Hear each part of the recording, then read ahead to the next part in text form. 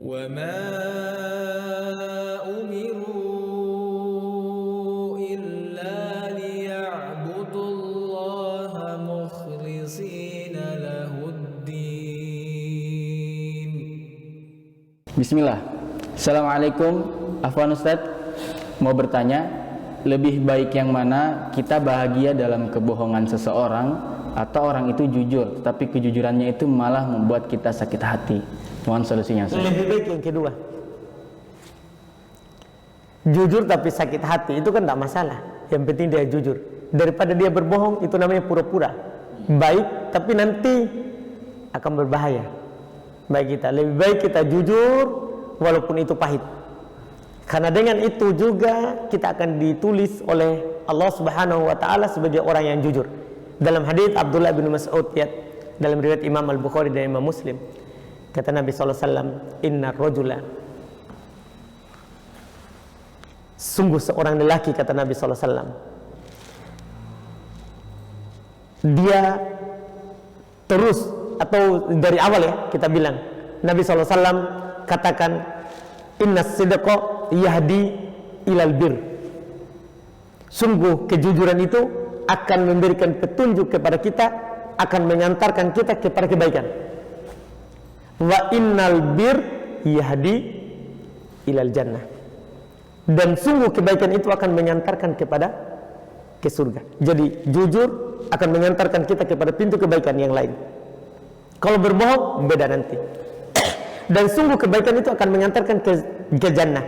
Terus kata Nabi, wa innar rajula, sungguh seorang lelaki terus menerus dia jujur, hatta yuktaba indallahi siddiqa, sampai ditulis di sisi Allah Subhanahu wa taala sebagai orang yang jujur. Sebaliknya, wa innal kadiba yahdi ilal fujur, kedustaan itu akan mengantarkan kepada dusta yang lain lagi.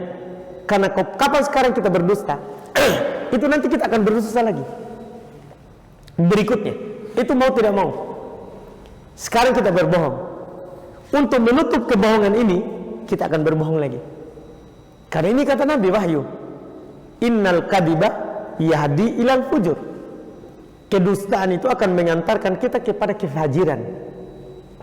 Paling sedikit kefajirannya adalah kedustaan lagi.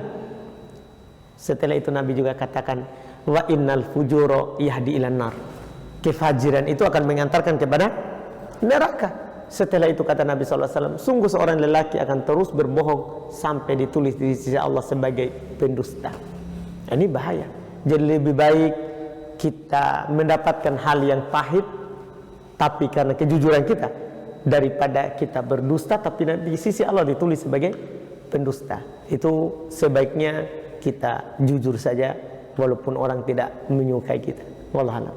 Tapi biasa kejujuran itu, Ustaz, memang pada awalnya mungkin agak sakit hati gitu, Ustaz. Apa itu termasuk dari waswas syaitan juga? Was-was.